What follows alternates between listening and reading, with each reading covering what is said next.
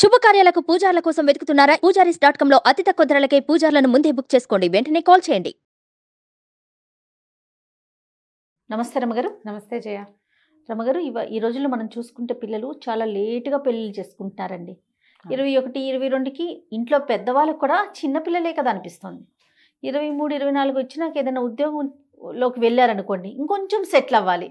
Settle అయ్యాక పెళ్లి చేసుకుందాం. పిల్లలకి అట్లానే ఉంది, పెద్దవాళ్ళకి అలానే ఉంది. సరే, ఒక 26కో 27కో వెతికి వెతికి వెతికి ఆడపిల్లలు కష్టంగానే ఉంది, మగ పిల్లలు కష్టంగానే ఉంది. పెళ్లి చేసుకున్నారు. వెంటనే చిన్న చిన్న కారణాలకు అడ్జస్ట్మెంట్ లేక విడిపోవటం, కొట్లాడుకుని అటువైపు ఇష్యూసే ఇటువైపు ఇష్యూసే అయిపోతుంది. అసలు తెగ తెంపులు చేసేసుకుంటున్నారు. పట్టుమని 10 రోజులు కూడా ఉండకుండానే డివోర్స్కి వెళ్ళిపోతున్నారండి కదా రమ్మగారు. ఇదివరకు రోజుల్లో ఇంత సమస్యలు ఉండేవి కాదేమో అనిపిస్తుంది నాకు. ఇంత కెరీరు, నా కాళ్ళ మీద నేను నిలబడాలి, నా సంపాదన నాకు ఉండాలి, అన్నీ అమర్చుకొని పెళ్లి చేసుకోవాలి. అమ్మాయిలు అట్లనే ఉన్నారు, అబ్బాయిలు అట్లనే ఉన్నారు. ఏంటంటే ట్రస్ట్ ఇష్యూస్, అడ్జస్ట్మెంట్ ఇష్యూస్, తర్వాత ఏమో వీళ్ళు యాంగర్ ఇష్యూస్, ఇన్ని రకాల ఇష్యూలు. ఇప్పుడు ఎట్లా అయిందంటే, ఇదివరకు కూడా ఈ పెళ్లి చేసుకుంటే కొట్టుకు చచ్చైనా ఎటా కూడా కలిసి ఉండేవాళ్ళు. పేరెంట్స్, వాళ్ళ పేరెంట్స్ వీళ్ళ పేరెంట్స్ గుద్దులాడుకుని పోట్లాడుకుని చచ్చైనా సరే, అత్తగారు చావగొట్టైనా చివరికి కోడళ్ళు కాపరాలు చేసేవాళ్ళు, పిల్లలు కానివాళ్ళు ఎటగొట్ట ఉంటూ ఉండేవాళ్ళు. వాళ్ళు కాలం చేసేవాళ్ళు, వీళ్ళు కాలం వెళ్ళబుచ్చేవాళ్ళు. ఇప్పుడు పరిస్థితి అది కాదు కదా జయ. సులువు అయిపోయింది. పెళ్ళిళ్ళు కష్టంగా ఉన్నాయి, డివోర్సు సులువు. బాగా చెప్పారు. పెళ్ళిళ్ళకి 100 మందిని చూడాలి, డివోర్స్కి ఒక లాయర్ని చూస్తే చాలు, అంతే కదా. ఈ అడ్జస్ట్మెంట్ ఇష్యూస్ అంటే మనకి 20, 21, 22 ఏజ్కి మన ఆలోచన ప్రకారం పిల్లలు చిన్నపిల్లలు, వీళ్ళకి అడ్జస్ట్మెంట్ ఇష్యూస్ రావచ్చు. పిల్లలు నిన్నటిదాకా ముద్దుగా పెరిగారు, అత్తవారింట్లో సర్దుకోలేకపోవచ్చు. కానీ 26, 27 వచ్చాక వీళ్ళు ఎందుకు సర్దుకోలేరు? మెచ్యూరిటీ లెవెల్స్ ఉన్నాయి కదా వీళ్ళకి, పూర్తిగా అవి ఎక్కువైపోతాయేమో బహుశా. అప్పుడు ఏంటంటే నా జీవితము, నా ఇష్టము, నా రకంగానే ఉండాలి, వీళ్ళ పెత్తనం ఏమిటి, అలాంటి భావాలు వచ్చేస్తాయి. 22 నుంచి 26 మధ్య ఒక 4 సంవత్సరాల ప్రయాణం ఉంది కదా. ఈ ప్రయాణంలో వీళ్ళు ఉద్యోగాల్లో స్థిరపడతారు. సొంత డబ్బు, వాళ్ళ మనీ మేనేజ్మెంట్, ఆఫీసుల్లో మంచి హోదాల్లోకి ప్రవేశించడం, అక్కడ తమ కథ నడవటం, అలాగే అన్ని చోట్ల నడవాలని చూస్తారు, కోరుకుంటారు. కానీ మనం పెళ్ళి అంటూ చేసుకున్నాక ఒకళ్ళతోటి కలిసి ఉండటం, వాటి మీద అవగాహన లేకపోవటం. కలిసి ఉండాలి, కలిసి ఉండేటప్పుడు అడ్జస్ట్ అవ్వాలి, ఇద్దరు మాట్లాడుకుని చేయాలి. ఈ మొగుడు అన్నవాడు ఒకడే కాకుండా వాడికి అమ్మ, నాన్న, అక్క, చెల్లి ఏవో ఉంటాయి కుటుంబం. అమ్మాయితో కూడా అంతే కదా. అమ్మాయితో పాటు వాళ్ళ అమ్మ, నాన్న, దాని చెల్లి, దాని తమ్ముడు, దాని మేనమామ, వీళ్ళు ఉంటారా? అమ్మాయి ఒక ఐడియాలజీ, అబ్బాయి ఒక ఐడియాలజీ. ఈ వేరే ఐడియాలజీ తోటి ఉండటం అంటేనే అదొక నైట్ మేర్ కింద, అది చాలా కష్టమని ప్రతిదానికి రంధ్రాన్వేషణ చేసి కోడిగుడ్డుకి ఈకలు పీక్కుని మధ్యలో పెద్దవాళ్ళు చేరి అటువాళ్ళు ఇటువాళ్ళు చేరిపోయి అక్కర్లేని తగాదాలకి పోయి అక్కడి నుంచి ఫ్రెండ్స్తో మాట్లాడినట్టే క్యాజువల్గా నోటికొచ్చిన లూజ్ టాక్ స్పౌస్ తోటి చేసేసి ఆడా మొగా కూడా. మనం దీన్ని జీవితాంతం తీసుకెళ్ళాలి, ఇట్లా లూజ్ టాక్ చేయకూడదనే ఇంగితం లేకపోవటం, అవును, అవతల వాళ్ళకి నమ్మకం కలిగించలేకపోవటం, అవతల వాళ్ళ పట్ల బాధ్యతగా ప్రవర్తించకపోవటం, ఇవన్నీ ఎవరు నేర్పిస్తారు జయ? ఎట్లా నేర్చుకుంటాం మనం?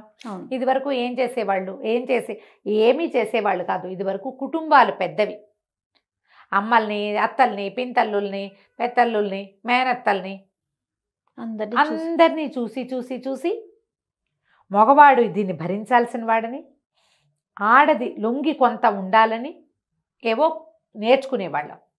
ఏదైనా ఇష్యూ వస్తే ఎవరు సపోర్ట్ చేసేవాళ్ళు కాదు. అంటే ఏమిటి, ఇష్యూస్కి సర్ది చెప్పేవాళ్ళు కానీ నువ్వే కరెక్ట్ అనేవాళ్ళు కాదు. నీ భావాలు కరెక్ట్ కాదు, అవతల వాడిది ఎవరిది తప్పైతే వాళ్ళకి సర్ది చెప్పేవాళ్ళు. ఆడపిల్లలకి సర్ది చెప్పేవాళ్ళు, మగపిల్లలకి సర్ది చెప్పేవాళ్ళు. ఇంట్లో ఎవరైనా పెద్దవాళ్ళు కొంచెం కౌన్సిలింగ్ లాంటిది నిర్వహించేవాళ్ళు. లేకపోతే ఎవరైనా కౌన్సిల్ చేయగలిగేటువంటి నాయనమ్మలను, అమ్మమ్మలను ఆశ్రయించి ఏ మేనత్తలను దగ్గర కూర్చోబెట్టి మంచి మాటలు చెప్పించి అట్లా కాదు ఇట్లా చెయ్యి, ఇట్లా చేసుకుంటే బాగుంటుందని ఇద్దరికి చెప్పగలిగేవాళ్ళు, చేసుకునేవాళ్ళు. ఇప్పుడు ఎట్లా అయినా మన పెళ్ళిళ్ళు, అమ్మా నాన్న ఏదో దేశంలో ఉంటారు, అమ్మాయి అబ్బాయి ఇంకేదో దేశంలో ఉంటారు, ఫోన్లలో చూస్తారు, మాట్లాడుకుంటారు, దిగుతారు. వాళ్ళ ఇంట్లో పద్ధతి ఏంటో పాడేంటో ఏమీ తెలియదు. అవును, వాళ్ళకి తెలీదు, వీళ్ళకి తెలీదు. అక్కడ ఉండే పద్ధతులు తెలుసుకోవడానికే మనకి కొంతకాలం పడుతుంది కదా. నువ్వు ఏది అబ్బాయితో మాట్లాడుకుని అబ్బాయిని తెలిసేసుకున్నామని చేసుకుంటారు, లేదా ప్రేమించి చేసుకుంటారు. అప్పుడు తెలీదు, ఇప్పుడు తెలియటం లేదు. తెలిసినప్పుడు మన పద్ధతులు మనకి ఎట్లా ఉన్నాయో వాళ్ళ పద్ధతులు వాళ్ళకి అట్లా ఉంటాయి.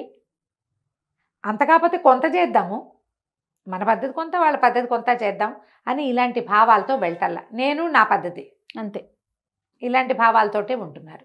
ఇందులో అబద్ధాలు, పూర్వగాథలు, వేరే వాళ్ళ అనవసరమైన ఇన్వాల్వ్మెంట్, చిన్న చిన్న విషయాల్ని చాలా పెద్దవి చేసేసుకోవటము, అపరిమితమైన వాంటింగ్స్, ఎలాగో ఉండాలి ఇలా కాదు.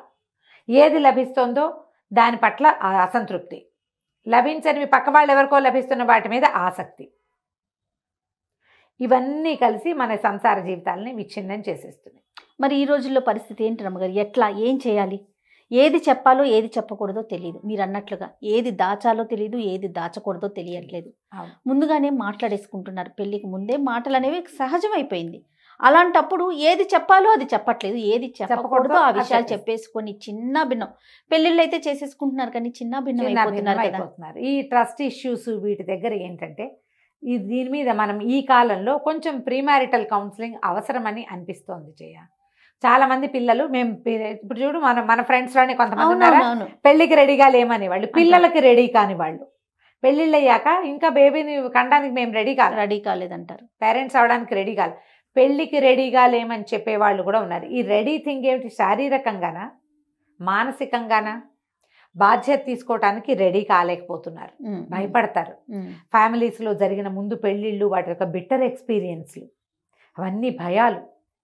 వీళ్ళకే చిన్నతనంలో జరిగినవి ఏవైనా చూసినవి వాటి పట్ల భయాలు, పేరెంట్స్ తాలూకు మ్యారిటల్ లైఫ్ మీద అందులో జరిగిన సంఘటనలు, తమ ఇళ్లలో జరిగిన డివోర్స్లు, కొట్లాటలు, అవన్నీ కూడా వీళ్ళ మనసుల మీద ఉంటాయి. కౌన్సిలింగ్ ఇంపాక్ట్ చూపిస్తుందా? ఖచ్చితంగా వీళ్ళకి అనుమానాలు ఉన్నాయి. ఇది ఇట్లా ఉంది, ఏం చెయ్యాలి, ఇలా ఉంటుంది, ఎలా ఉండబోతుంది, ఎవరెవరికి అవసరం అంటారు మీ ఉద్దేశంలో?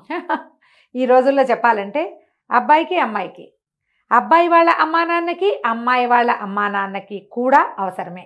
ఇప్పుడు ఎట్లా అయిందంటే ఇదివరకు కూడా ఇవి ఉండేవి ఇదివరకు పెద్ద గుంపులో ఈ కొత్తగా వచ్చిన పిల్లల్ని 4 రోజులు ఉంచి తీసుకెళ్ళి క్రమంగా అలవాటు చేసేవాళ్ళు.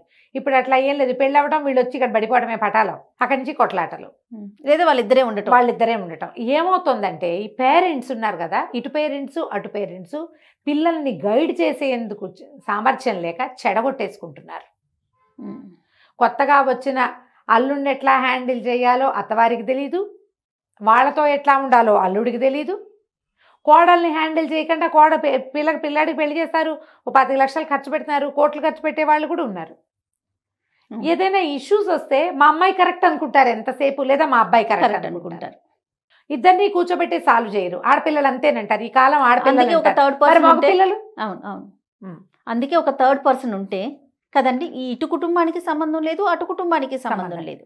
వాళ్ళకి కౌన్సిలింగ్ అవసరమే, వీళ్ళకి కౌన్సిలింగ్ అవసరమే. ఒక పని చేద్దాం రమ్మగారు, ఇన్ని రోజులు మీరు ఫ్యామిలీ కౌన్సిలింగ్స్ చేస్తూ ఉన్నారు, పేరెంటింగ్ టిప్స్ చెప్తారు, వైఫ్ అండ్ హస్బెండ్ మధ్య పెళ్ళయిన తర్వాత వచ్చే ఇష్యూస్కి, అత్తా కోడలు, ఫ్యామిలీ కంప్లీట్ కుటుంబానికి సంబంధించి ఎలాంటి సమస్యలున్నా మీ దాకా వస్తున్నాయి.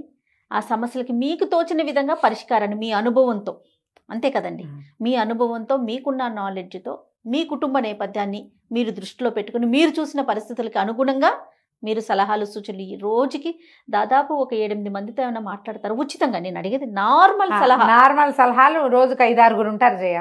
ఏదో ఒక చిన్నదో పన్నదో పెద్దదో చిన్నదో మన నెంబర్కి కాల్ చేసి వచ్చేవి వస్తాయి. నెలకు ఒక 10 కేసుల దాకా అవి చేస్తాం. నేను ఒట్టిగా మాట్లాడే వాళ్ళైతే ఇక ఎంతమందో ఊరికే గుళ్ళో నుంచుంటే ఎవరైనా అమ్మాయి ఇలా ఉంది అని అడిగే వాళ్ళు ఉన్నారు. ఒట్టిగా నా మెసెంజర్కి వచ్చే మెసేజ్లు కూడా ఉన్నాయి. అలాంటివి కూడా చేస్తాం. వీటితో పాటుగా ప్రీ మ్యారిటల్ కౌన్సిలింగ్ కూడా స్టార్ట్ చేయండి అమ్మగారు. మీరు చూద్దాం జయ. నేనేమనుకుంటానంటే మాకు తెలీదా అనిపిస్తుంది, కానీ దానికి ఆన్సర్ ఏంటి తెలుసా? నిజంగా మీకు తెలీదు. మీ అమ్మాయి లేదా మీ అబ్బాయి మీతో చెప్పేది ఒకటి, బయట చేసేది ఒకటిగా ఉంటుంది. మనమే కూడా జయ ఏదైనా జరిగిందనుకో మన వైపే మాట్లాడతాం. నేను నా వెర్షన్ నేను చెప్తాను, నీ వెర్షన్ నువ్వు చెప్తావు, అంతేగా. మీ వాళ్ళు నిన్ను కరెక్ట్ అనుకుంటారు, నా వాళ్ళు నన్ను కరెక్ట్ అనుకుంటారు. మన ఇద్దరి సంగతి తెలియని వాడెవడో 2 వెర్షన్లు విని ఇందులో వాట్ ఈజ్ వాట్ అని చెప్పగలుగుతాడు. ఇప్పుడు ఇలాంటిది ఏదైనా మనం ఒకటి చేయటం మొదలు పెడితే, మన పిల్లలు పెళ్లికి రెడీగా లేకపోయినా పెళ్లి పట్ల భయాలు కలిగి ఉన్నా వాళ్ళకి ప్రీ మ్యారిటల్ కౌన్సిలింగ్ అవసరము. చేయిస్తే పెళ్ళిళ్ళ తర్వాత వస్తున్నాయి కదా ఇప్పుడు సంసారంలో సమస్యలతోటి వస్తున్నారు, అప్రోచ్ అవుతున్నారు, అవును. అవి తగ్గిపోతాయి. సో మీరు ఇట్లా కుటుంబానికి సంబంధించి కౌన్సిలింగ్ చేస్తా ఉన్నారు కదా రమ్మగారు, ఇక నుంచి ప్రీ మ్యారిటల్ కౌన్సిలింగ్ కూడా స్టార్ట్ చేస్తే బాగుంటుందేమో అనిపిస్తోంది నాకు. చేద్దాం జయ, ప్రేక్షకులకు అవసరం అయితే కనుక. ఖచ్చితంగా అవసరం అండి. ఇప్పుడున్న రోజుకి మనం ఎంతో మందితో మాట్లాడుతూ ఉంటాం. పిల్లలు నిజంగా చెప్తున్నానండి, మేము పెళ్లికి రెడీగా లేం, అమ్మో పెళ్ళే చేసుకోకూడదు, లేకపోతే పిల్లలు వద్దు, ఇట్లా రకరకాల సమస్యలతో, లేకపోతే పెళ్ళైన తర్వాత పొసగగా విడిపోవటం, వీరన్నిటికీ కూడా మీలాంటి వారు, అంటే ఎవరితో సంబంధం లేకుండా మీలాంటి వారి సలహా అవసరం రమ్మగారు. రైట్ రమ్మగారు, థ్యాంక్ యూ సో మచ్. నమస్తే. Thank you Jaya.